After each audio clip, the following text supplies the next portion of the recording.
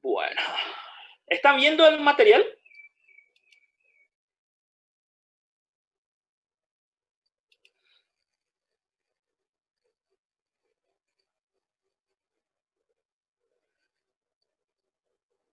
Bueno. Le voy a contar una cosita que me dejó tan feliz hoy. É uma coisa boba. É coisa de velho, para assim decir. É coisa boba. Eh, hoy me levanté temprano, después preparé clase, estaba haciendo mis cosas ahí en la casa, arreglé mi pieza, le di de comer a los perros y salí afuera y no había ruido prácticamente así, y solamente los pajaritos cantando. Y yo no me había dado cuenta que hace rato que yo no me daba un tiempo para escuchar, por ejemplo, los pajaritos, mirar un poco el árbol. Tengo una orquídea acá que desde marzo está teniendo flores. Tiene flores, termina, enseguida el capullo se abre otra vez otro. Uno se cierra, el otro se abre. Nunca fue así. En los 3 años que vivo acá, siempre una época se cierra y ya se cierra. Y desde marzo ella está floreciendo, ¿verdad? Y con eso nomás le quiero decir que hay veces que también, y me hizo tan bien así parar así un ratito y dejar todo lo que tenía que hacer y escuchar. Hay un lorito acá al lado en la casa, parece que es mascota de los vecinos. Eh, hay un, ¿cómo se dice? Benchiví, ustedes le dicen. Había un benchiví acá, había otros pajaritos, esos pajaritos simplecitos. Hay dos palomitas, nosotros le decimos tortolitas. Es como si fueran aquellas palomas, pero chiquititas de las palomas así del campo. Cinza. Viene un nido, ahí había sido. Y me quedé a mirar así, a mirar, escuchar. Y me hizo tan bien, tipo, ¿verdad? Entonces, de vez en cuando creo que hay que hacer un poco también eso y olvidarse un poquito de las cosas que nos preocupan, darnos un poquito de tiempo a nosotros mismos, mirar las cosas que son importantes, tipo la naturaleza, si su mamá o su papá está ahí cerca, si tienen suerte todavía de tenerlos cerca. Yo no tengo más papá y le tengo a mi mamá acá a 3 kilómetros, pero no lo puedo ir a ver por la cuestión de la pandemia. Y le extraño mucho, le quiero abrazar. Y si ustedes tienen su papá, su mamá ahí cerca, las personas que ustedes aman, dense su tiempo, abrácenle, porque es bueno eso, es bueno, recarga las pilas, da una felicidad interna, como se dice en guaraní, se dice, Shembopi Aroru, Shembopi Aroru, me deja feliz. Sí, entonces, era algo que le quería decir nomás a ustedes, ¿verdad? Y por eso puse esa música de Justin, porque es muy para cima también. Hoy, no sé, hoy estoy especialmente feliz. Gracias a Dios. Qué Tenemos todo lo gusto, que profe. necesitamos, estamos sanos, nuestras familias están bien, ¿verdad? ¿Y qué más podemos pedir? ¿Qué más podemos pedir? Somos bendecidos. Belecea. Graças a Deus, né, prof? Amém. Sim, prof. Amém. Muito gusto. Sim. Inclusive, Bueno. tem mensagem no chat também, professor. ¿Sí? Dale, mira. ¿En cuál capítulo del libro? Le voy a... Cuando alce en el... Espera. Síndrome aspirativo estaba... Hoy yo voy a alzar ese en la plataforma.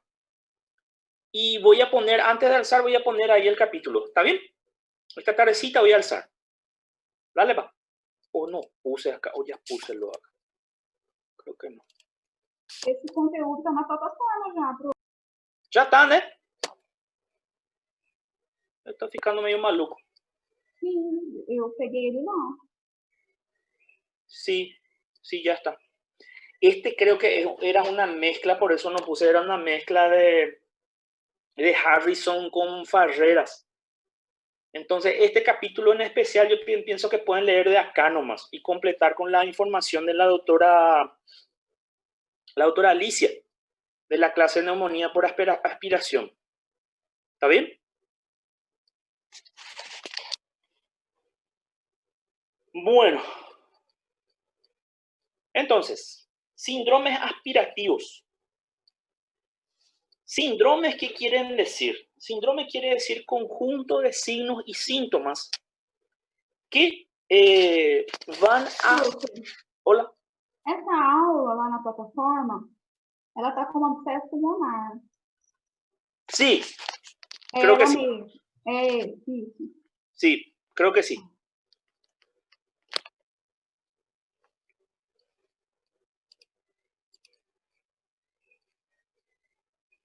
Bueno, entonces, le estaba diciendo, los síndromes. ¿Qué son síndromes?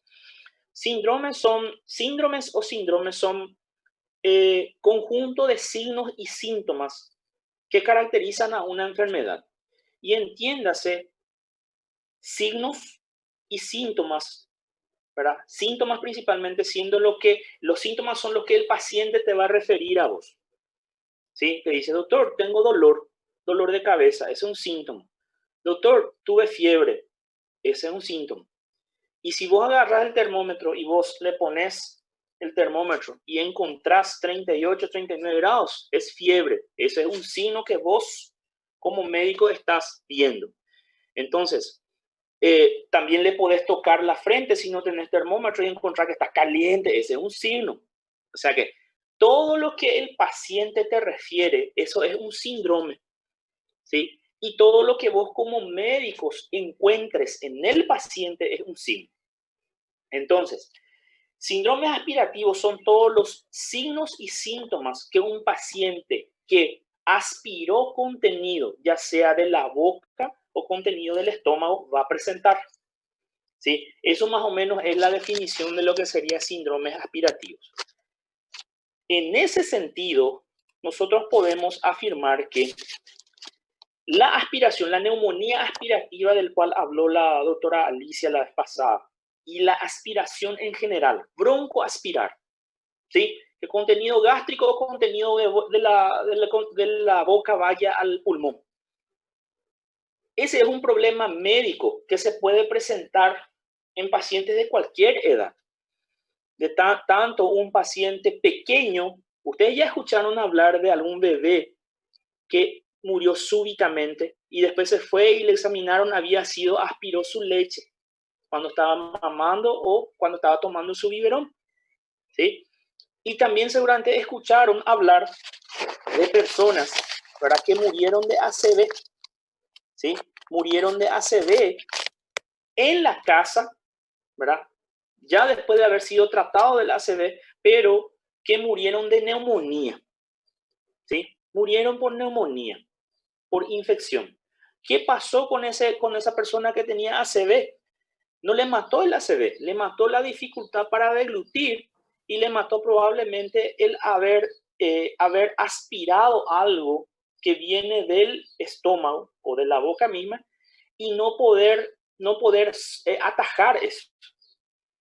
¿Sí? Las personas que tienen algún tipo de trastorno neurológico como el ACV, muchos de ellos tienen trastornos o tienen alteración del noveno par. ¿Sí? El noveno par, entonces ahí ya le dificulta ese mecanismo de la deglución. Entonces, al comer pueden aspirar. O después de comer también, si tienen reflujo, también pueden aspirar. Entonces, con esto lo que le quiero decir es que a cualquier edad puede ocurrir problemas aspirativos, ¿sí?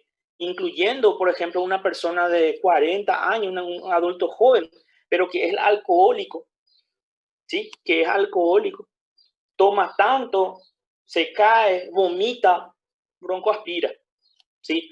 O sea que este tipo de problemas de la broncoaspiración es común en todas las edades prácticamente, ¿sí? Pero es más frecuente en adultos mayores.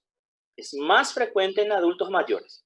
Y entre los adultos mayores es más frecuente otra vez entre aquellos abuelos y abuelas que están internados en los hospitales. ¿Sí? En ellos otra vez es más común. Entonces, son los ancianos hospitalizados, en especial los denominados frágiles, ¿sí? Los que pueden presentar con mayor riesgo, ya que se ha observado una incidencia 10 veces superior a la de los ancianos que no están hospitalizados. O sea que, comparando abuelos y abuelas internados con abuelos y abuelas que están en sus casas, los abuelos y abuelas internados tienen, por así decir, 10 veces más probabilidad de que van a hacer una broncoaspiración. ¿Sí? ¿Y eso cómo se explica? Porque probablemente estos abuelos y estas abuelas están internadas justamente, ¿por qué? Porque tuvieron un derrame, tuvieron algún infarto, o porque están internados por su diabetes, porque tienen alguna infección sobreagregada. Entonces, por así decir, ellos tienen factores de riesgo y tienen también cuadros que le debilitan más. ¿Sí? La causa, esta broncoaspiración es causa frecuente de muerte en pacientes con trastornos neurológicos y disfunción de glutoria. ¿Sí? O sea que aquellos pacientes, por ejemplo, que tuvieron, como les dije, ACVs, ¿verdad? Y que no consiguen más tragar correctamente, las personas incluso que infartan, ¿sí? Infartan y tienen, debido a ese infarto, tienen alguna alteración del sensorio, también pueden tener vómitos y broncoaspirar. Y también podemos decir que es la principal causa de mortalidad durante el primer año después de haber ocurrido un ACV. ¿Sí? Principal causa de muerte durante el primer año después de haber ocurrido el ACV. ¿Y qué es la aspiración? La aspiración está definida como la inhalación o la entrada de secreción orofaríngea o de contenido gástrico dentro de la laringe y del tracto respiratorio inferior. ¿Sí? Puede estar o no previamente colonizados con gérmenes provenientes del segmento aerodigestivo o del mismo estómago. O sea que, ¿qué quiere decir eso? ¿Qué es la aspiración? Es inhalar o es aspirar secreción de la boca o secreción del estómago. ¿Sí? Y que esas secreciones de la boca o del estómago vayan a parar a las vías respiratorias. ¿Sí? Y hay una parte interesante ahí que hay que tener en cuenta también. ¿Sí? Ese contenido que va a ir a parar en el estómago puede estar o no contaminado. ¿Sí? Puede estar o no contaminado con gérmenes. Lo de la boca normalmente va a estar contaminado. Si yo broncoaspiro contenido de mi boca, sí o sí va a estar contaminado porque la boca es uno de los lugares más sucios que tenemos en el cuerpo. Pero posiblemente solamente los pies le ganan. ¿Sí? Los pies dicen que son el lugar más contaminado del cuerpo. ¿Sí? Entonces, la aspiración es definida como la inhalación de secreción orofaríngea o de contenido gástrico dentro de la laringe y del tracto respiratorio inferior, pudiendo o no estar previamente colonizados con gérmenes. ¿Provenientes de dónde? Segmento aerodigestivo, ¿sí? La boca, ¿sí? Y también la parte del estómago e incluso de la parte respiratoria misma también puede estar contaminada. ¿Cuáles son los factores de riesgo que encontramos en las personas, principalmente las personas mayores? Los factores de riesgo pueden ser disfunción mecánica de la glotis, alteraciones gástricas, desórdenes neurológicos, desórdenes esofágicos y alteraciones inmunitarias en general. En la disfunción mecánica de la glotis, ¿sí? Podemos mencionar el trastorno o la imposibilidad de que una persona que pasó, por ejemplo, por un ACV o algo así, de poder cerrar la glotis en el momento de tragar, ¿sí? Por eso es disfunción mecánica de la glotis. Nosotros sabemos que la glotis está abierta para que nosotros podamos respirar, pero cuando vamos a tragar saliva o vamos a tragar comida, jugo, lo que sea, la glotis se cierra para justamente tapar las vías respiratorias. Entonces, cuando esa glotis, en vez de cerrarse, no se cierra completamente, entonces, ¿qué va a pasar? Puede pasar contenido gástrico o contenido bucofaríngeo hacia las vías respiratorias. También otro mecanismo que puede estar alterado es el reflejo tusígeno, ¿sí? El reflejo tusígeno. ¿Qué es el reflejo tusígeno? El reflejo tusígeno es un reflejo que nos ayuda o nos defiende justamente de las pequeñas aspiraciones nocturnas o de las pequeñas aspiraciones de contenidos que pueden estar contaminados, ¿sí? Cuando entra algún germen o algo extraño a las vías respiratorias, ¿quién es lo que hace el trabajo de atajar y querer empujar ese contenido hacia arriba? Las células ciliadas, ¿verdad? Ellas van a barrer, el moco va a agarrar la partícula y las células ciliadas van a querer barrer para arriba, ¿sí? Si entró en la tráquea, ¿verdad? ¿Qué es lo que va a querer hacer? Va a mandar hacia la garganta. ¿Para qué? Para que estando en la garganta haya un reflejo tusígeno y podamos tirar afuera ese contenido o esa partícula que está queriendo crear problema, ¿sí? Entonces, el reflejo tusígeno es algo bueno para nosotros porque nos ayuda a eliminar esas sustancias extrañas que quieren entrar dentro de nuestra vía respiratoria. Después también tenemos las alteraciones gástricas, ¿sí? Estas alteraciones gástricas pueden ser la gastroparesia, o sea que un movimiento gastrointestinal más lento, ¿sí? Con el consiguiente acúmulo dentro del estómago de mucha comida y eso puede producir reflujo, ¿sí? Las obstrucciones del tracto gastrointestinal, la obesidad, ¿sí? Gestación y también los antiácidos. Estos también pueden ayudar a producir principalmente el reflujo y ayudar a la broncoaspiración. Desórdenes neurológicos, las encefalopatías, el stroke o ACV, ¿sí? Accidente cerebrovascular o el derrame. La miastenia gravis, que vamos a ver también, que es un trastorno del músculo esquelético. La enfermedad de Parkinson, que también es un trastorno que dificulta mucho la vida del paciente, es un trastorno del sistema extrapiramidal. La esclerosis lateral amiotrófica, ¿sí? El ELA, del cual padeció este señor Stephen Hawking, ¿verdad?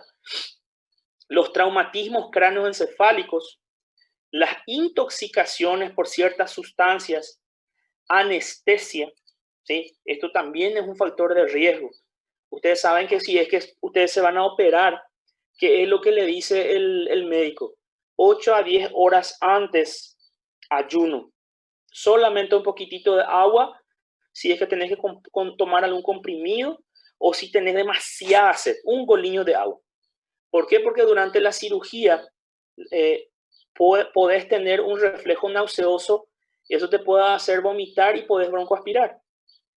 Desórdenes esofágicos como el reflujo, la enfermedad del reflujo gastroesofágico, enfermedad del reflujo gastroesofágico, los divertículos, las neoplasias, el tono disminuido del esfínter esofágico inferior, el tono aumentado del esfínter esofágico superior y medicaciones como anticoagulantes orales, por ejemplo. Las alteraciones inmunitarias también, ¿sí?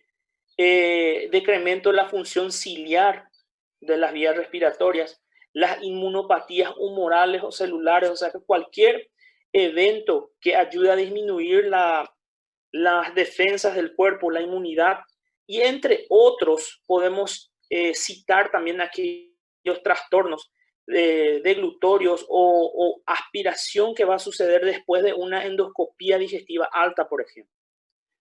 Por el uso de sonda nasogástrica, la gastrostomía, gastrostomía percutánea, ¿verdad?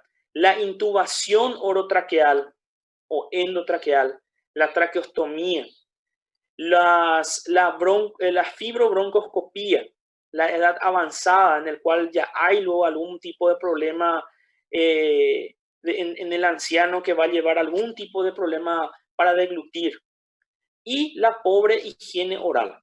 Esa pobre higiene oral tiene bastante importancia, chicos, porque es diferente aspirar pequeñas cantidades de saliva con pocos gérmenes que aspirar una saliva que tiene un montón de bacterias, por ejemplo, por causa de dientes podridos, ¿sí? Entonces, también existe un riesgo de aspiración mayor en pacientes con lo que se llama síndrome de la apnea o hipopnea del sueño, debido a la alta incidencia de enfermedad del reflujo gastroesofágico en este grupo de personas. O sea que normalmente se dice que se asocia. Las personas que tienen síndrome de apnea del sueño también tienen este reflujo gastroesofágico. Entonces, de ahí la importancia de tener en cuenta a estos pacientes. Entre los factores de riesgo que nosotros estuvimos mencionando, nosotros podemos hacer prácticamente agrupar más o menos en dos grupos grandes esos factores de riesgo, ¿sí? Están los factores de riesgo que favorecen la colonización de gérmenes de la secreción orofaringea o secreción gastroesofágica. O sea que los factores que van a ayudar que mi boca esté contaminada o mi estómago esté contaminado. Y si entonces si yo broncoaspiro eso, voy a tener un síndrome aspirativo importante. ¿Y cuáles son esos factores que ayudan a que mi boca o mi estómago esté contaminado con gérmenes? Primero, la edad avanzada, ¿sí? Desnutrición, inmunodepresión, mala higiene bucal, ¿sí? El uso de la sonda nasogástrica, ¿sí? La intubación orotraqueal, ¿sí? Intubación orotraqueal, el tabaquismo y también el aumento del pH gástrico. O sea que utilización de mucho antiácido, ¿sí? Todo eso va a facilitar que mi boca o mi estómago estén contaminados. Entonces, si ellos están contaminados, si yo aspiro un poquitito con contenido de boca o estómago, entonces probablemente yo voy a tener un síndrome aspirativo importante.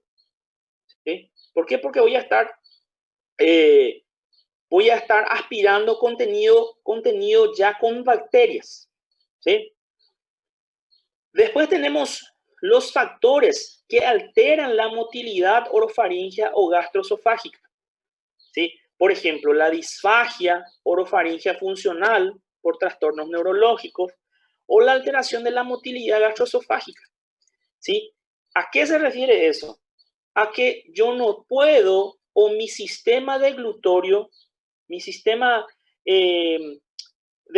no está funcionando correctamente. Nosotros sabemos ya desde el año pasado que cuando yo voy a deglutir algo, ya sea mi saliva, jugo o comida, existe lo que se llama el proceso deglutorio o las etapas de la deglución. ¿Se acuerdan? Eran varias etapas.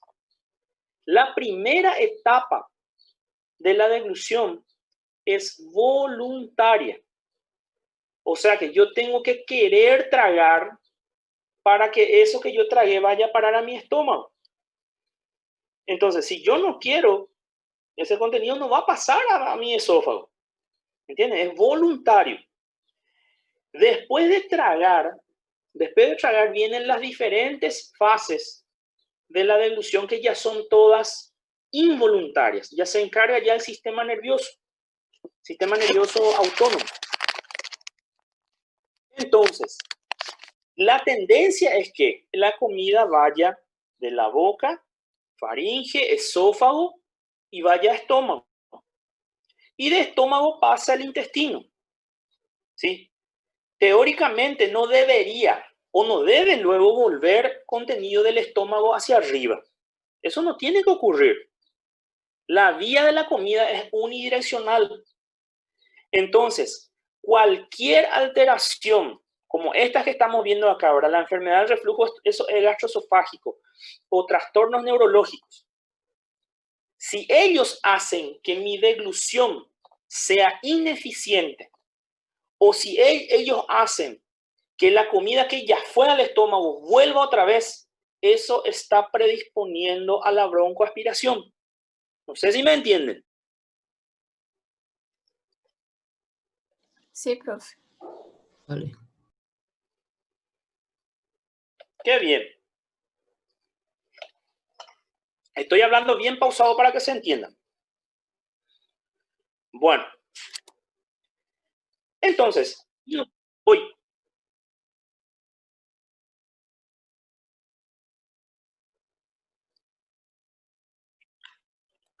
Sí, ese va a entrar en la alteración de la motilidad gastroesofágica. ¿Está bien?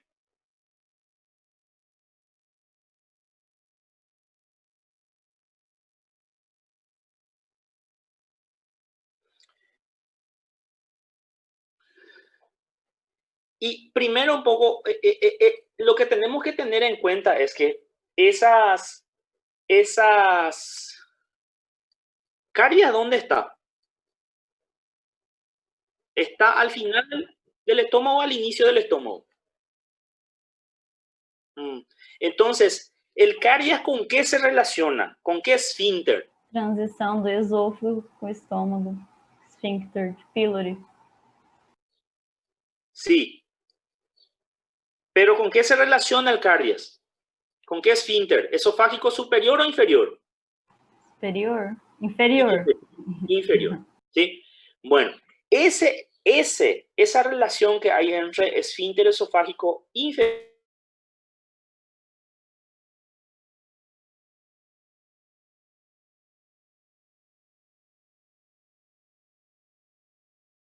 Travou, mano. Travou. Travou. Travou, já achei que era minha aqui já, de novo. Sim, travou. Culpa da Kênia. Você que fica falando aí, Bruna, gasta Tô mais fazendo essas internet. perguntas aí, pô. O João começou. Dale, profe. Repete, prof. cortó. Sí. Voltou. Voltou. Voltemos, no voltemos. Bueno, entonces le estaba diciendo, hay pacientes que tienen justamente una alteración de esa parte del esfínter esofágico inferior con el caries.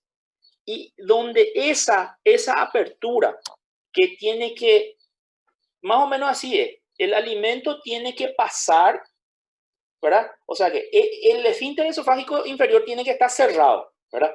Después, viene el alimento, se tiene que abrir, el alimento pasa y después tiene que cerrar nuevamente, ¿verdad? Así es. Entonces, muchas veces ocurre lo que se llama hernia de hiato, ¿verdad? O ocurre lo que la incompetencia de esa válvula esofágica inferior y también del caries. Entonces, en vez de cerrarse todo después de pasar el alimento y evitar que el alimento vuelva hacia el esófago, él queda un poquito abierto. Entonces, siempre un poco de cantidad estomacal del ácido del estómago va a estar viniendo hacia el esófago. Y con el tiempo, y ese es el reflujo gastroesofágico. Y el problema es que ese reflujo gastroesofágico con el tiempo puede dar una enfermedad que se llama esófago de Barrett. ¿Ustedes me escuchan, verdad? Sí. Sí. El esófago de Barrett es cuando ese contenido gástrico ácido del estómago por tanto tiempo está siempre mojando ahí la parte inferior del esófago. Y ese esófago, la parte inferior del esófago empieza a cambiar, a ver una metaplasia. ¿Sí? Primero, o sea que primero hay una metaplasia y una displasia. Empieza a cambiar el epitelio del esófago. Y ahí entonces al cambiar eso se puede convertir en un cáncer. ¿Me entienden? Entonces, ¿qué es lo que se hace? Normalmente en pacientes que tienen este tipo de problemas de reflujo,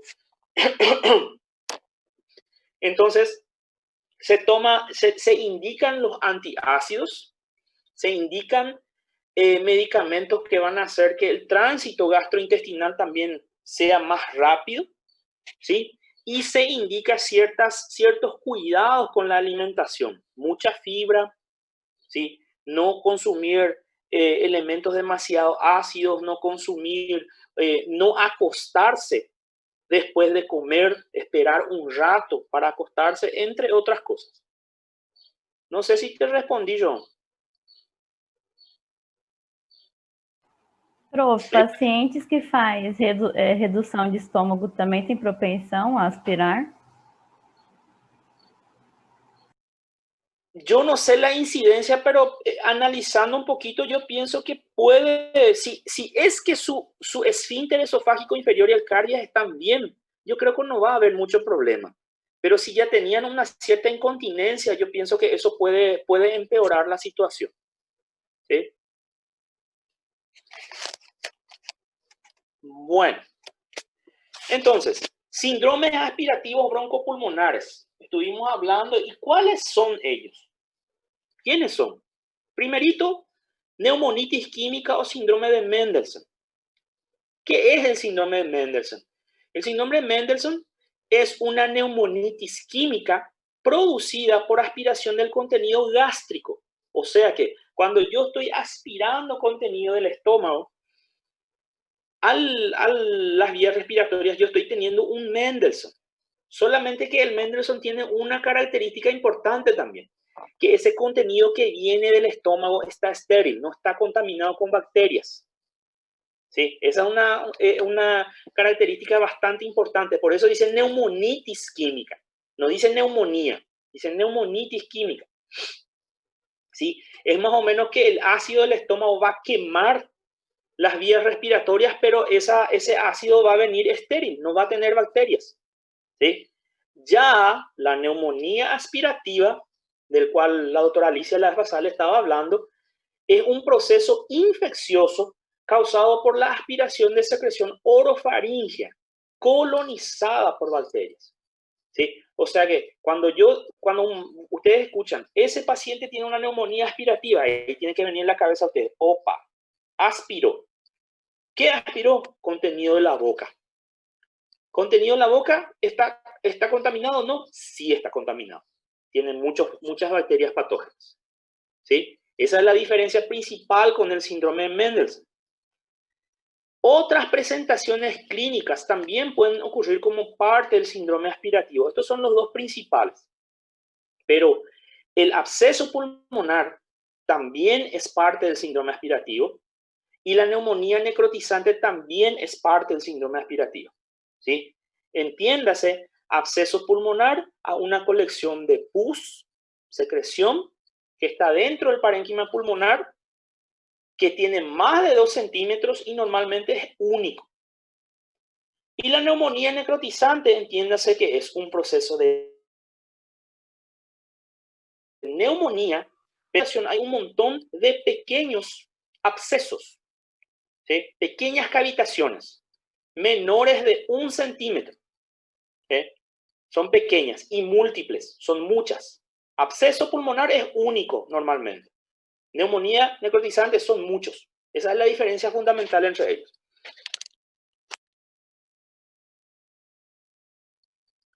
La tuberculosis...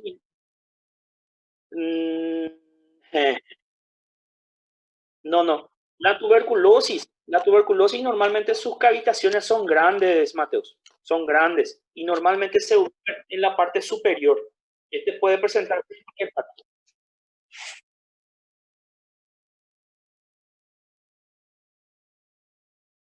Sí, va a haber muchas cavitaciones. Referente a la fisiopatología. João? Não, profe, que era o João que tava falando com você, te incomodando aí. Ah, yo pensé que era Mateus. Disculpe. Tudo bem, tranquilo. Confundí los nombres. Sí, dale. Bueno, fisiopatología. Entonces, ustedes saben que cuando nosotros dormimos, Normalmente nosotros aspiramos pequeñas cantidades de contenido de la boca hacia los pulmones, ¿sí? Solamente que nuestro cuerpo está tan capacitado para eliminar esas pequeñas microaspiraciones, ¿sí? Que nosotros no tenemos la neumonía por aspiración, ¿sí? Entonces, ¿cuándo yo voy a tener la neumonía por aspiración? Cuando ese mecanismo de defensa sea sobrepasado, ¿sí? En otras palabras, cuando el contenido que yo estoy aspirando sea demasiado y ni mi sistema de la tos y ni mi sistema de defensa humoral o celular ya no consigan defenderme, ahí yo voy a tener una neumonía por aspiración. Ustedes nunca tuvieron durante la noche una tos así, de repente estaban durmiendo, ¿verdad? Y de repente y después se dan la vuelta y duermen otra vez. ¿Tuvieron alguna vez? Sí, sí. Sí, todos tuvimos eso alguna vez. ¿Qué es lo que pasó? Es la microaspiración de la boca que fue a parar en el pulmón y que tu sistema o tu reflejo de la tos está eliminando. ¿Entienden? Entonces, ¿por qué después de esa tosita ustedes no tuvieron neumonía? Porque justamente la tos consiguió quitar el intruso, por así decir, y el resto del sistema de defensa hizo todo el resto del trabajo. ¿Me entienden? Entonces consiguió defenderle. Y cuando no conseguimos, cuando el cuerpo no consigue defenderte correctamente, porque es demasiada la cantidad de gérmenes o demasiada la cantidad de elemento aspirado, entonces ahí recién va a tener los síntomas de neumonía. ¿Se entiende? Em estado alcoólico, esse mecanismo, essa defesa diminui, né, professor? ¿Cómo? Em estado embriagado, alcoolizado, esse sistema de defesa e o reflexo tosismo diminui, verdade? Sí, sí. Y además que estando embriagado a veces vienen esos vómitos de repente, grandes vómitos, entonces eso ayuda a aspirar. Vale, prof, graças. La aspiración del contenido gástrico, ¿sí? Si es que está estéril, resulta en la quemadura del árbol traqueobronquial. O sea que va a haber una quemadura química, ¿sí? Y va a haber a partir de eso una reacción intensa, una reacción inflamatoria, y las citocinas proinflamatorias van a resultar cruciales en el desarrollo de esa neumonitis por aspiración. ¿Cómo se llamaba la neumonitis por aspiración? Síndrome de Mendelssohn, ¿sí?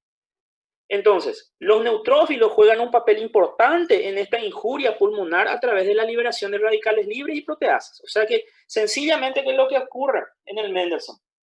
Viene contenido del estómago que no está contaminado, ¿sí? Que no está, por así decir, que está estéril, y pasa por un reflujo, viene y consigue entrar en las vías respiratorias.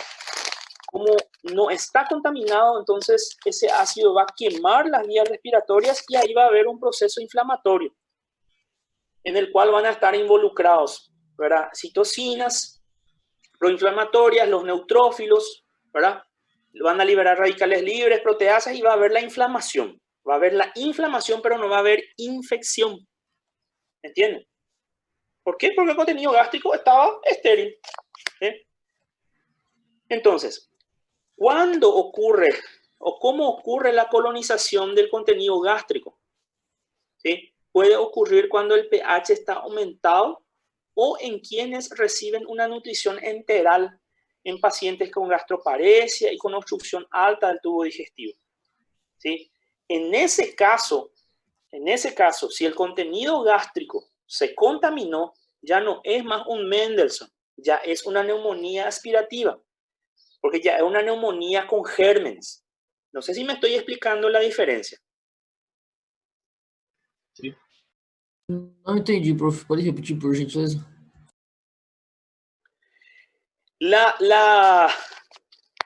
El síndrome de Mendelssohn es cuando broncoaspiramos contenido del estómago, ¿verdad? Pero contenido estéril. Entonces, ¿qué es lo que va a causar ese contenido del estómago, ese contenido estéril? Una neumonitis química, una inflamación mediada por neutrófilos, mediada por radicales libres, proteasas, ¿verdad? Va a haber una inflamación, pero no va a haber infección porque no hay gérmenes, ¿sí?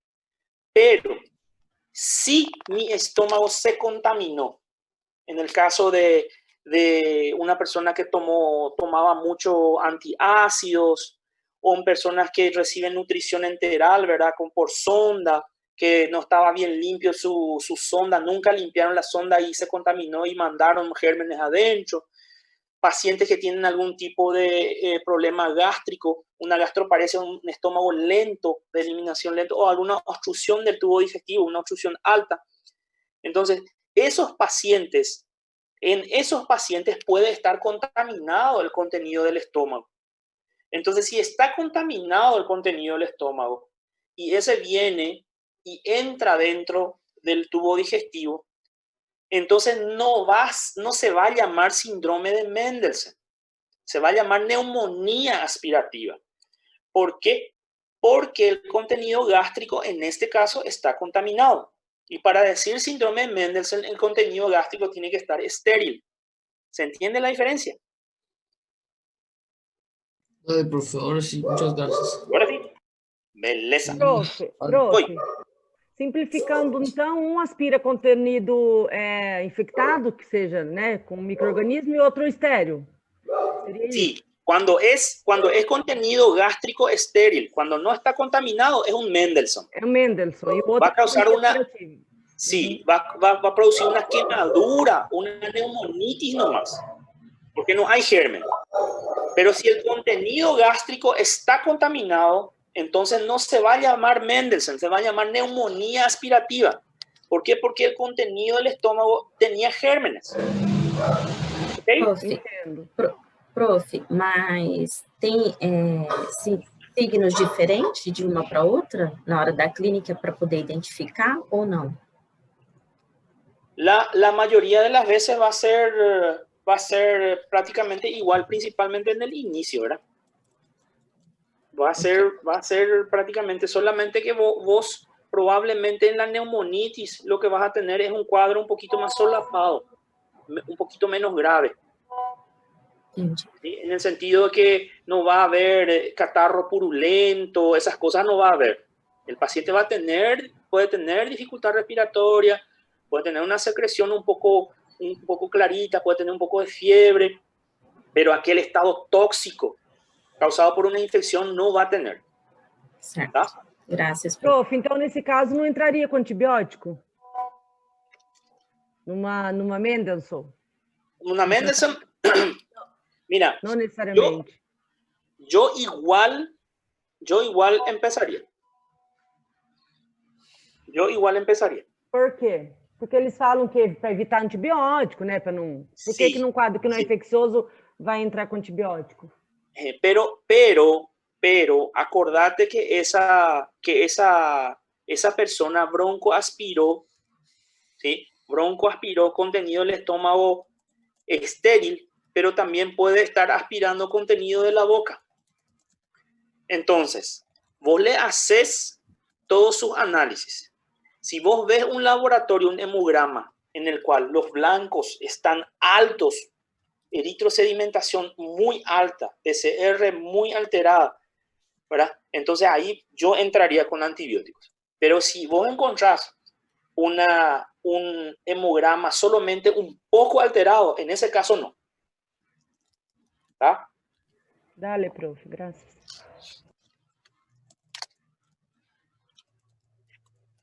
Bueno, acá un poco de la fisiopatología resumida en un gráfico, ¿sí? Nosotros ya habíamos visto que hay personas que son más predispuestas a hacer, por ejemplo, colonización de las vías aéreas superiores o de la boca, del contenido bucofaríngeo, ¿verdad? Entonces, los pacientes diabéticos, los alcohólicos, los pacientes que tienen neoplasias,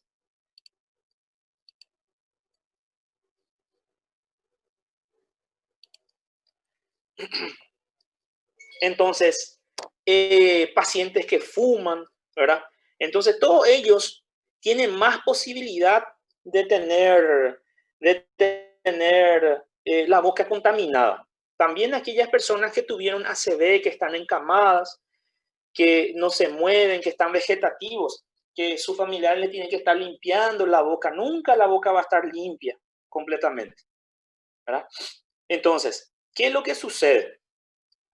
Si se colonizan las vías bucofaríngeas o las vías, por así decir, vías aéreas superiores altas, entiéndase eso, la boca, la nariz o la garganta, la faringe, si eso está contaminado, como ocurre en estos pacientes, entonces el paciente, ¿qué puede hacer durante la noche?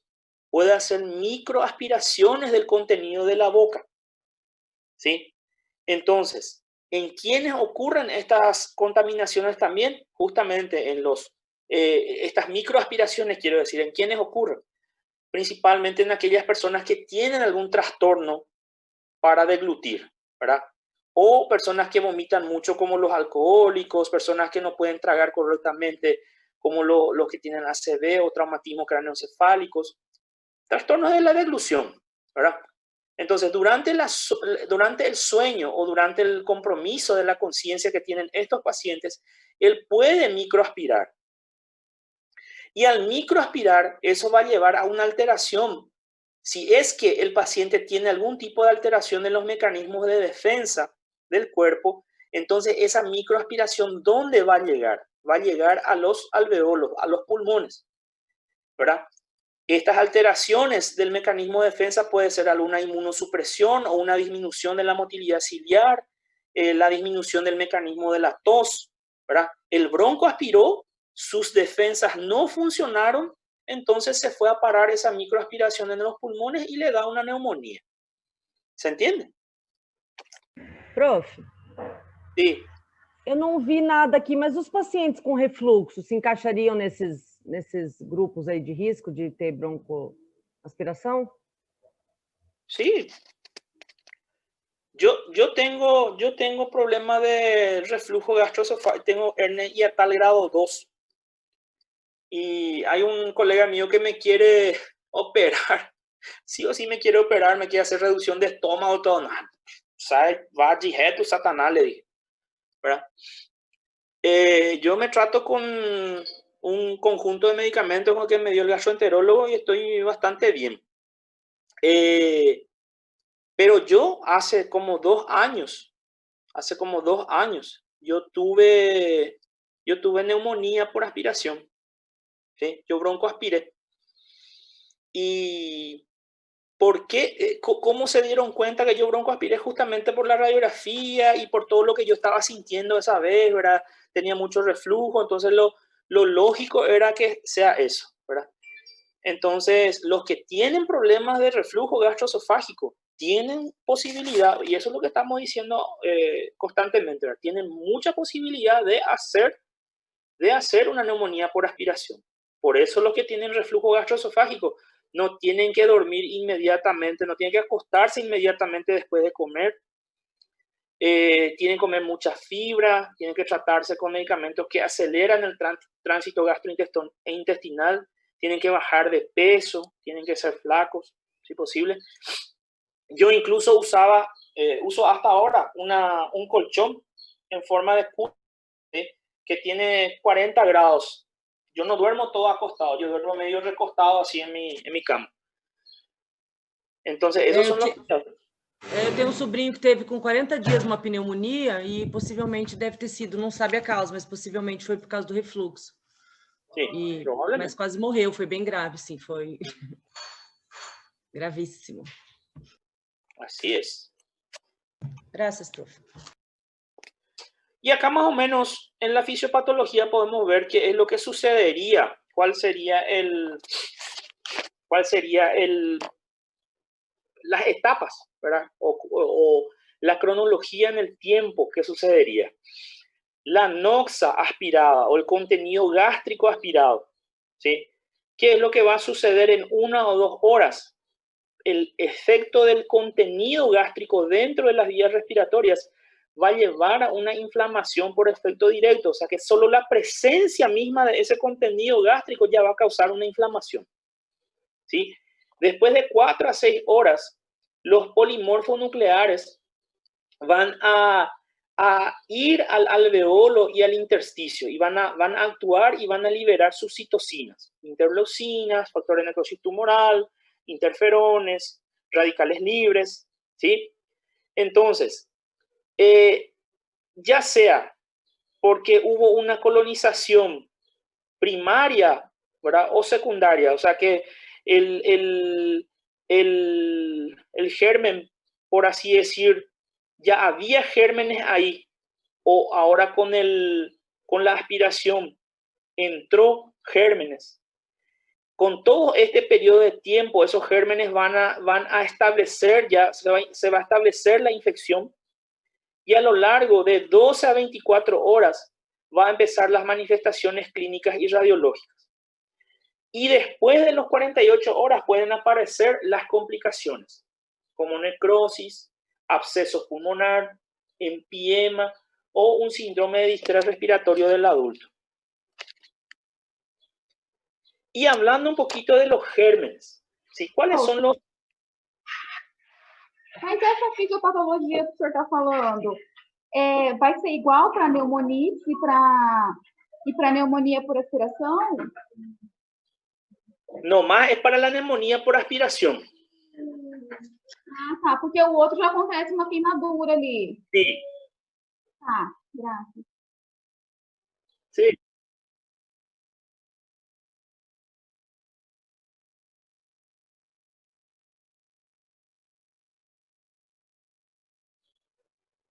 Sí, la parte inicial de aquella fisiopatología de la neumonía, de la comunidad, sucede también.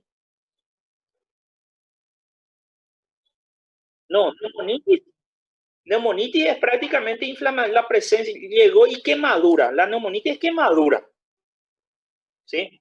Es lesión directa, quemadura, no está causado por gérmenes.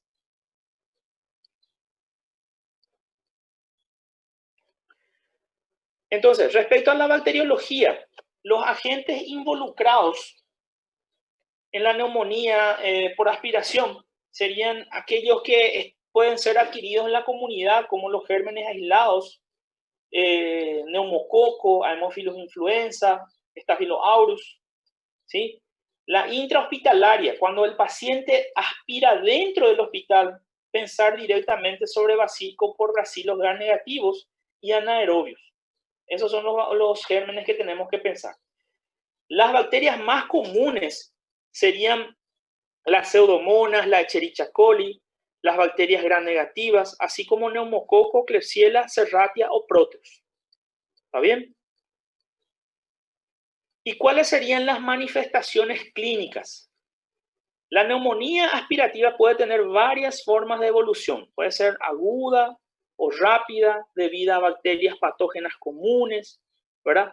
O tener un comienzo bien lento, presentar catarro, purulento, pérdida de peso, anemia, o incluso presentarse en una forma de una complicación ya directamente, como un absceso pulmonar o una neumonía necrotizante, o incluso un empiema secundario o una fístula bronquial.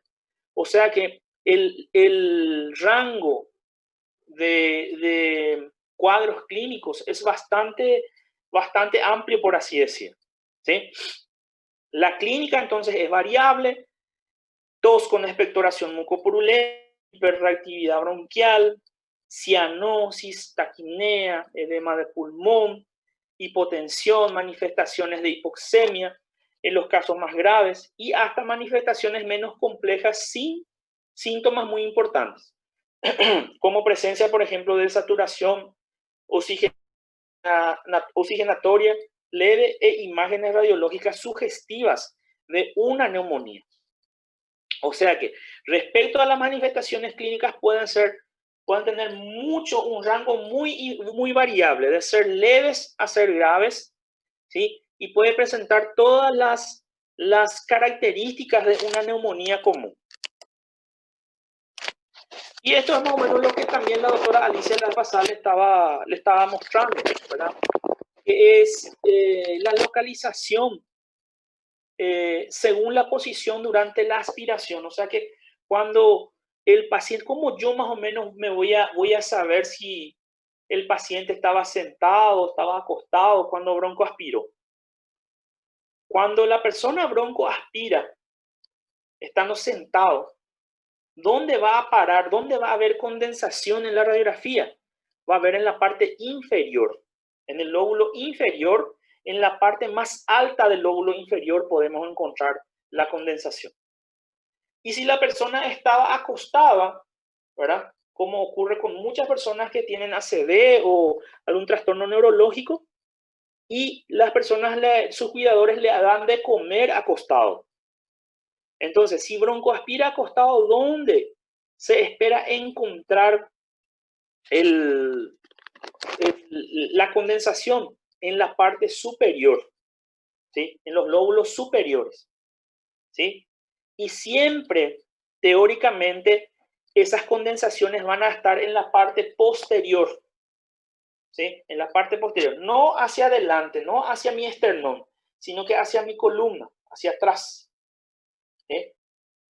¿Se entiende? Sí, profe.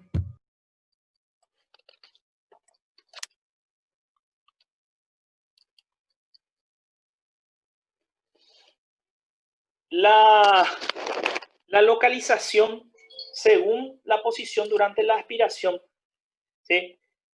Yo puedo confirmar que una persona que la persona aspiró estando sentada cuando yo le hago una radiografía y en esa radiografía se ve una condensación en la parte alta del lóbulo inferior. Y si la persona estaba acostada cuando broncoaspiró, la condensación o la neumonía va a estar en la parte superior, en el lóbulo superior normalmente, ¿sí? Y siempre en la parte posterior. Si yo hago una radiografía de tórax de costado, yo no voy a ver hacia adelante la condensación, voy a ver hacia atrás. ¿Se entiende? ¿Sí? Entonces, ¿cómo se hace el diagnóstico? El diagnóstico se hace por antecedentes. Olá. E no caso dos bebês, por exemplo, que geralmente quando eles broncoaspiram estão deitados, né? Sí, normalmente vas a encontrar en la parte media o alta, le vas a encontrar su condensación. Lóbulo médio ou superior? Medio superior. Gracias. El diagnóstico, ¿cómo se hace para la neumonía por aspiración? Se hace por el antecedente clínico del paciente. Antecedente del paciente. Es un paciente añoso, ¿sí? Si es un paciente viejito, ustedes saben que tiene más posibilidades de broncoaspiración. Es un paciente que tuvo ACV, tiene alguna alteración neurológica, tiene alguna enfermedad tipo reflujo, tiene gastritis, ¿verdad? Todo eso. También hay que tener en cuenta la clínica, como estábamos diciendo, ¿verdad? Que puede ser una clínica leve, una clínica bastante grave. Y la imagen, ¿sí? Radiografía de tórax simple ayuda muchísimo. El de frente, ¿verdad? Póstero anterior y lateral. Y también la tomografía puede ayudar, pero la tomografía no es, por así decir, imprescindible. Si vos tenés un buen antecedente, si vos tenés buenos datos del paciente, vos podés hacer el diagnóstico con una radiografía, porque vos ya sabés, ¿verdad?, cómo se va a manifestar en la placa radiográfica dependiendo de lo que te contó tu paciente. Pero si es que vos estás en un hospital de alta complejidad, un General Hospital de Michigan, un sirio libanés, no sé, y tenés a tu disposición la tomografía, Entonces, va y fondo, hacerle, ¿verdad? Se le hace para confirmar y ver bien hasta dónde es el problema, ¿verdad? Si la condensación es intensa, etcétera. Si no hay algún tipo de complicación ya. Los estudios microbiológicos, como el hemocultivo y el esputo, no tienen mucha rentabilidad, ¿sí? ¿Por qué? Porque vos podés hacer ya por el antecedente de la clínica y la radiografía, vos podés hacer ya el diagnóstico. Cuando vos tenés ya el diagnóstico y no está funcionando tu terapéutica, ahí hacerle su cultivo, ya sea del catarro o de la sangre. Aquí hay una definición también de neumonía aspirativa, que habla de que se diagnostica por criterios clínicos radiológicos en pacientes con factores predisponentes de aspiración, tipo alteración de la conciencia, alteración del reflejo del cierre de la glotia o algún tipo de disfagia. Y estos pacientes van a presentar infiltrados radiológicos donde en segmentos posteriores de lóbulos superiores o segmentos apicales, ¿verdad?, de lóbulos inferiores. Lo que ya estábamos diciendo. Y acá vemos dos radiografías de dos personas que podemos ver. Miren un poco la condensación que hay acá. Y la condensación parece que es más intensa acá en la parte de arriba. ¿Sí? Es todo el lóbulo inferior prácticamente agarró, ¿verdad? Acá está un poquito más limpio, ¿verdad? Entonces la parte superior más o menos es lo que está agarrando. ¿En qué posición estaba cuando aspiró? Sentado. Sentadito. Y que tiene en la parte superior y media, De cúbito. Deitado. deitado. ¿Cuáles son las complicaciones de la neumonía por aspiración?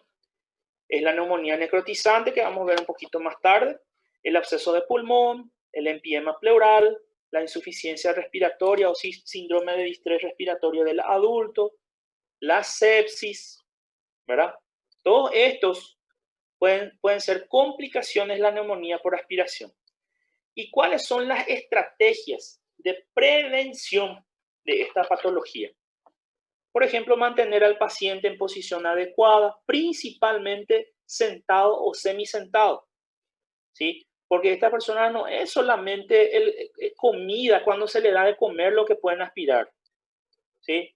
Entonces, si yo le doy de comer y después enseguida le hago acostar, ¿sí?, puede venir el contenido del estómago y puede producir una broncoaspiración, ¿sí?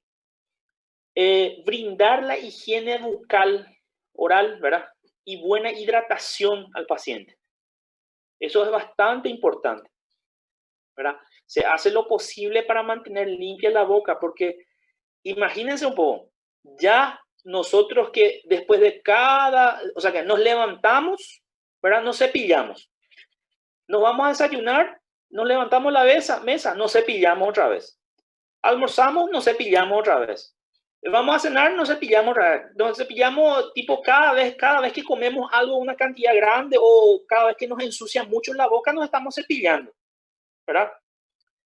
Y a pesar de eso, nuestra boca está muy contaminada. Ahí tiene muchos gérmenes. Imagínense un poco aquellas personas que no se pueden mover, que están así, y que las personas tienen que venir a limpiarle su boca con, qué sé yo, con gasa, con algodón, ¿verdad? Nunca van a limpiar bien, entonces va a estar siempre contaminado eso.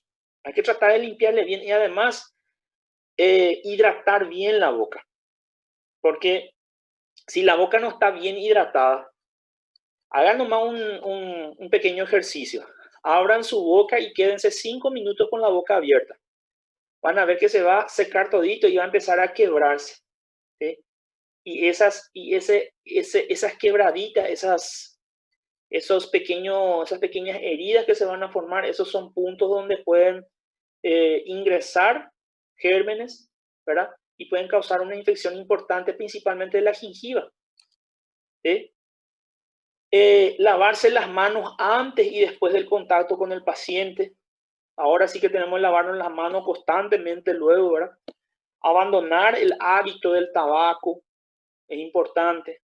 Mantener limpios y secos los aparatos presurizados y de aerosol terapia. ¿Sí? ¿Qué quiere decir eso?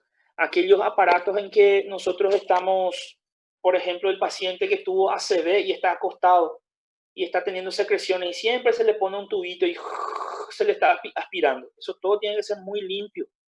Tiene que limpiar siempre. Si va a usar cánulas o mascarillas para nebulizar oxígeno, siempre bien limpio, ¿verdad? Si va a usar la aerocámara, ¿sí? Aquel tubito que se pone por la boca, el tubito largo y hace su disparo. Todo eso tiene que estar limpio, ¿sí? Y evitar el tratamiento antibiótico innecesario. Eso era lo que Natalia estaba preguntando hace rato, ¿verdad? Hay criterios que se van a tener en cuenta para tratar a una neumonía o una neumonitis, ¿verdad? En este caso, si es un paciente con un cuadro tóxico, fiebre, expectoración purulenta, maloliente, hambre luego, ¿verdad? Está debilitado, está desaturando, sí o sí antibióticos hay que usar. Y hay que tratar de usar antibióticos correctos. ¿Por qué? Porque vimos que si es que aspiró en su casa, si no estaba internado, entonces puede ser un germen común como el Streptococcus pneumoniae, ¿verdad? Neumococo. Pero si estaba dentro del hospital y empezó a hacer una neumonía y se sospecha que broncoaspiró, entonces hay que cuidar anaerobios y gram negativos. ¿Sí? Entonces hay que tener en cuenta esas cositas. ¿Cómo se previene? ¿Sí? ¿Cómo?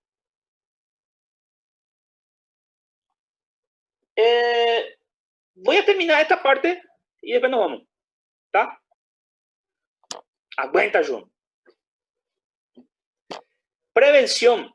Evitar la profilaxis con inhibidores H2 o con inhibidores de la bomba de protones. O sea, ¿qué quiere decir eso? Estos inhibidores H2 o de la bomba de protones, está hablando de los antiácidos. Usar solamente si necesario. ¿Sí? Últimamente, y a veces también nosotros caemos en eso en los hospitales, estamos dando muchos antiácidos a aquellas personas que están tomando muchos medicamentos. ¿Sí? Los diabéticos, los hipertensos, aquellas personas que tienen diabetes e hipertensión juntos y que toman 8 o 10 medicamentos. Muchas veces nosotros ya le estamos dando ya su omeprazol para evitar tener acidez por culpa de esos medicamentos.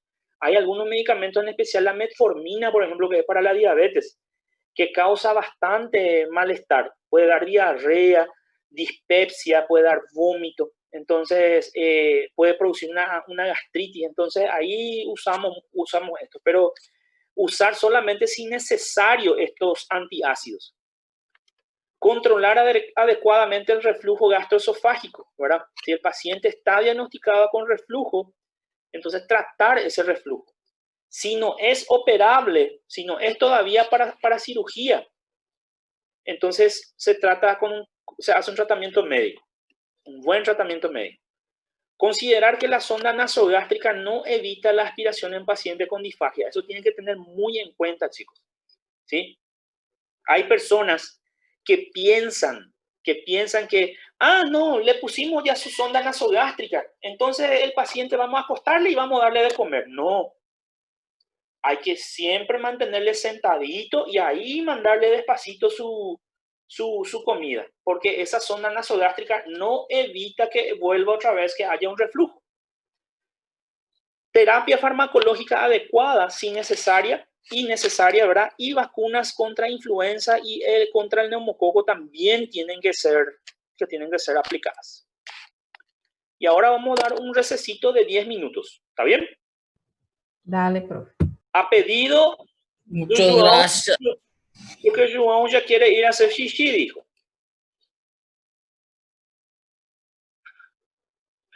Tá bom.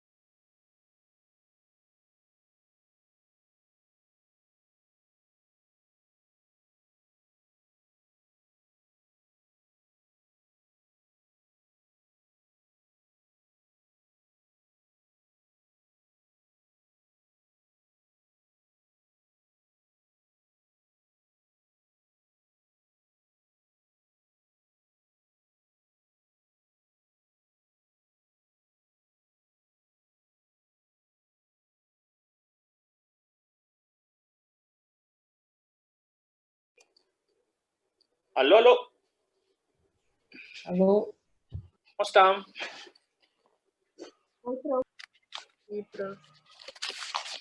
João, já fez xixi? Ainda não. Chicos, yo voy a llamar ya la lista. Y entonces, porque voy a continuar hablando medio extenso todavía el tema. Entonces, para que después no me Não dá pierda para a terminar hora. aqui e continuar na próxima aula, para não interromper e a gente não ficar meio perdido? ¿Cómo? Eu perguntei, não dá para interromper aqui e continuar na próxima aula, fazer uma sequência legal? Nós estamos já com matéria que assim, a gente já não está absorvendo muita coisa, ainda vai tacar tudo na gente, tá complicado. Vocês conseguem. Não, prof, de verdade, pergunta geral aí, pode perguntar. Eu tô falando por mim, mas geral aí tá complicado. Tá muito conteúdo, tá muito jogando as coisas na gente, assim, vai ser foda. Desculpa com o perdão da palavra, mas não tá fácil, não.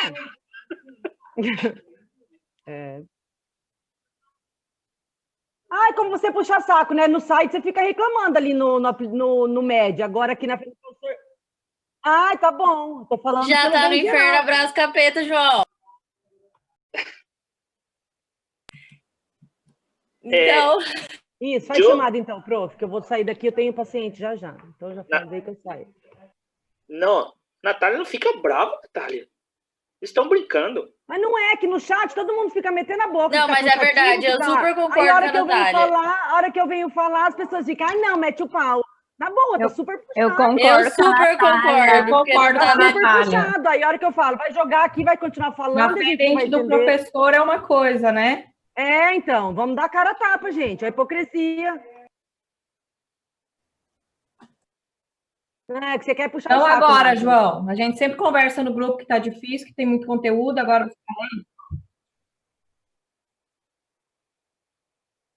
Só que igual, eu Então tenho tá paciente bom, daqui então a tá. pouco, 4 horas na minha programação. Eu não vou deixar de perder o conteúdo porque querem jogar o conteúdo. Por isso que eu falei, então para a aula, aula que vem continua, que vai ficar falando, vai passar o horário, quem tem compromisso que se dane, então. Não é assim. No, Ego, es que yo, para tener tiempo para llamar la lista, es para no perjudicar a vocês na lista. Entonces yo llamo, sí o sí, yo menos 10, yo ya voy a terminar la clase, Natalia. No te preocupes. Ok, prof. Siempre menos Então 10, dale. más o menos, yo ya le voy a liberar a ustedes. Eu só No tô te falando que é o que todo mundo fala, que realmente está cansativo e tá tudo assim. Todo preocupes. mundo... Vocês estão me chamando de capeta. Não, o senhor não é capeta, não. O senhor ainda é o menos Não. pior, quer dizer, o melhorzinho. Na verdade, a única aula que dá para Melhores assistir é dos piores. patologia funcional. É o mais compreensivo ainda, o ainda que dá aula boa. É o menos pior. Buenos Aires. Perdi o barraco, prof. No perder nada. De las horas. Bueno. Ana Paula. Presente. Este ya trancó. María Paveli. Presente, prof. Flávia. Presente, prof. Gustavo Bailona. Presente. Julia Barbosa. Presente, prof. Adriana Eloína. Presente. Presente, prof. Karen Cétara. Presente, prof. Pero yo, si posible, yo no quiero que salgan todavía, ¿está? Vamos a cambiar un poquito la dinámica. Yo voy a parar acá el contenido, ¿está? Solamente que yo le voy a ir haciendo unas preguntas, vamos a ir aclarando un poquito más las cosas que vimos hoy, ¿está bien? Para aprovechar más el tiempo, porque a gente não pode fechar a aula muito cedo também, entendeu? Porque senão eles chamam minha atenção, ¿está bien? Yo no quiero que salgan todavía, ¿está bien? Natalia, Natalia es diferente, ella tiene paciente, no sé, las 4 ¿O antes? Não, sim, prof, só as 4, só as 4 Tá. horas. No, pero menos 10 y eso si ustedes quieren desconectarse, o si no, a gente fica conversando aquí, preguntando las cosas, ¿está bien? Ahora no podemos nomás todavía desconectar, ¿está bien? Graças, prof, por la compreensão. Dale. Manda 10% do teu salário aí, que compreendo. Nossa senhora, não tá sobrando nem para pagar as contas.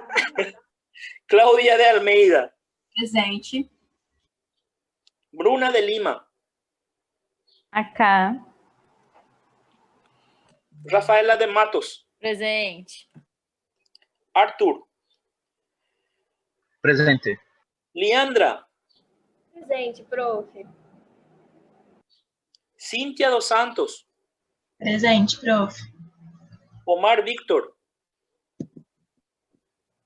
Omar. Presente, prof.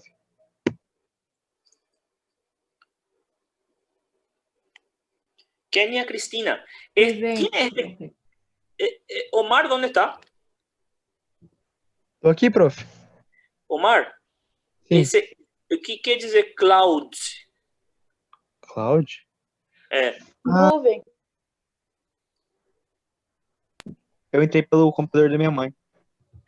Tienes que tratar de poner tu nombre, ¿sí? Porque eso piden en la facultad. ¿Está bien? Certo, certo. ¿Tá bom? Ela é Cláudia. Sim, Cláudia Leite. Então não é de nuvem. Kenia.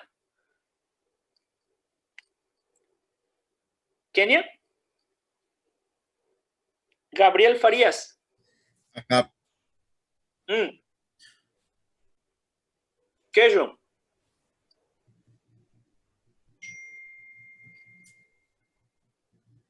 Kenia presente. Prof, Gabriel, A acá. Kênia estava aqui. Prof, tô Sí, aqui, acá tá está. Le cortando. estoy viendo. Le estoy viendo acá. No salió nomás el sonido. Ah, tá. Tá bom. Tá cortando muito. Gabriel Farias. Acá, prof. Adete. Aqui, prof. João Lucas. Gustavo López. Presente. Michelle Márquez. Presente. Julia Márquez. Prof. Joana. Presente, prof. Natânia Caroline. Acá, prof. Maria Julia Rocha. Presente. Gabriela Roda. Presente, prof. Ana Carolina Rodríguez. Presente. Murilo. Acá, profe. Vanessa. Siriani.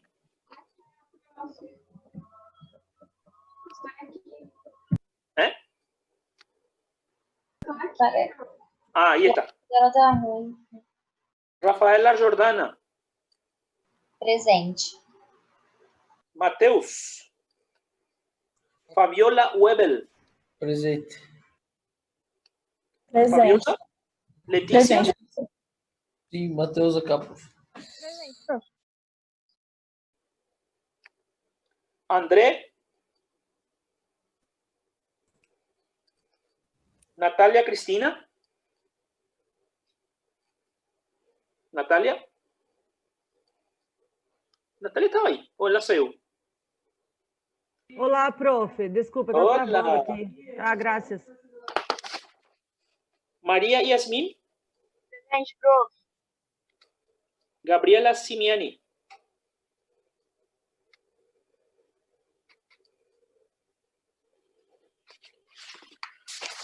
Buenos Aires. Vamos mirar um pouco o chat. Arthur. Essa minha net travou tudo. Bruna. Beleza.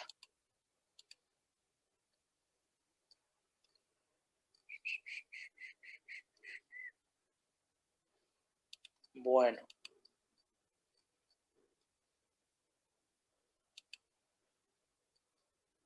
Entonces voy a adelantar solamente un poquito, como ya realmente ya va a terminar el tiempo. voy a solamente dar esta definición, recalcar un poquito la diferencia que va a haber en el tema, en estos dos temas de la siguiente clase, ¿está bien? O sea, ¿cuál es la diferencia entre absceso pulmonar y neumonía necrotizante? ¿Sí? Las dos son partes del síndrome aspirativo. ¿Sí? Síndrome aspirativo era Mendelssohn, ¿ves? Neumonía por aspiración, absceso pulmonar y neumonía necrotizante. Entonces, los dos anteriores ya hablamos, ¿sí? Y el absceso pulmonar y la neumonía necrotizante es lo que falta. El absceso pulmonar, ¿qué es? Es una colección de pus. ¿Sí? Es una colección de pus. Esa colección de pus, normalmente, para llamarle de absceso, tiene que ser única y tiene que ser grande, más de 2 centímetros. ¿Sí? Y ese absceso pulmonar, que es único, es más de 2 centímetros, está caracterizado por tener una pared propia. O sea, ¿qué quiere decir eso? Que el contenido que está dentro del absceso no consigue esparcirse afuera, por suerte. Si no, rápidamente moriría el paciente, ¿verdad? Entonces, y la neumonía necrotizante, la diferencia con la neumonía necrotizante es que la neumonía necrotizante es como si fuera una neumonía, ¿sí? Es una neumonía con múltiples lugares, puntos necróticos pequeños, menores de 1 centímetro. También en algunos puede ser que tengan un nivel hidroaéreo, ¿verdad? Pero normalmente no se ve muy bien. Entonces, diferencia entre absceso pulmonar y neumonía necrotizante. Absceso es único, neumonía necrotizante es múltiple. ¿Sí? Absceso pulmonar es grande, mayor de 2 centímetros. Neumonía necrotizante normalmente que es múltiple y único, y menos de 1 centímetro. Esa es la morfología del absceso pulmonar y de la neumonía necrotizante. ¿Está bien? Otra cosa que quiero que entiendan ya ahora y que le va a servir a ustedes también para quirúrgico, porque en los síndromes obstructivos abdominales normalmente ustedes van a ver esto, es el nivel hidroaéreo. ¿Alguno de ustedes sabe lo que es el nivel hidroaéreo? ¿Puede explicar lo que es un nivel hidroaéreo?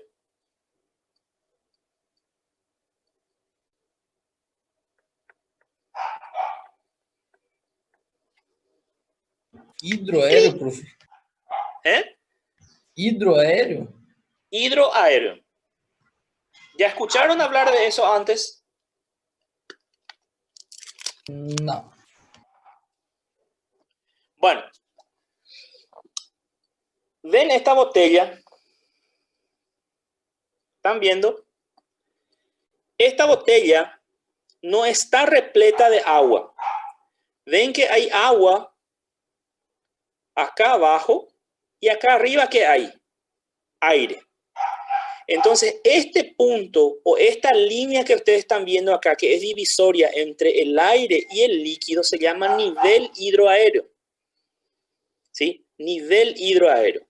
Porque es el punto que separa el agua del aire. ¿Se entiende? Esto en los abscesos pulmonares se puede ver. ¿Sí? El absceso pues se va formando, una colección de pus, ¿verdad? Entonces, cuando esa cantidad de pus es grande, ¿sí? Y de por ahí, si tiene comunicación,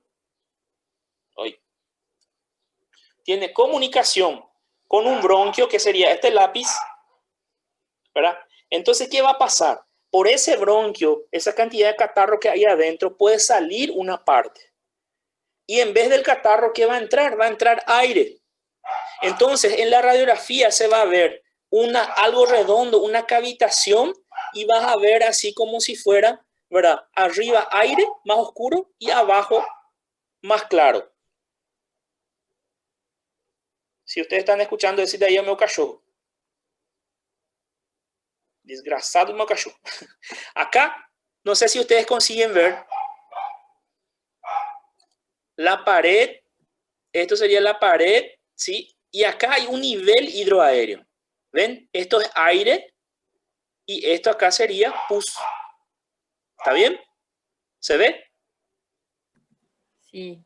Sí, profe. Eso es nivel hidroaéreo. ¿Por qué yo ya le estoy explicando eso? Porque en la definición de absceso pulmonar habla de que tiene paredes propias y tiene un nivel hidroaéreo en comunicación con el bronquio.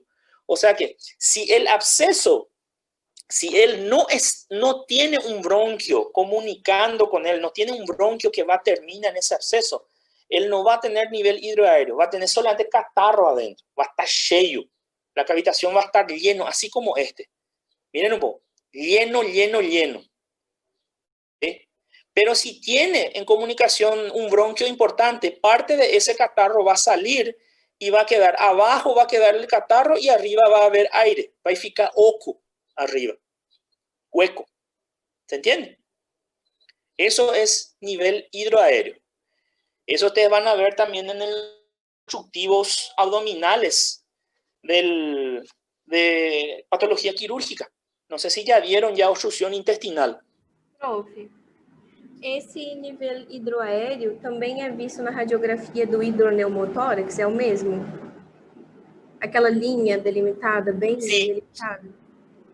Todo proceso en que haya líquido y aire envuelto, siempre el líquido por la presión hidrostática va a estar abajo y el aire va a quedar arriba. Sim, bem delimitado, né? Sí. Sim, graças, profe. ¿Está bien?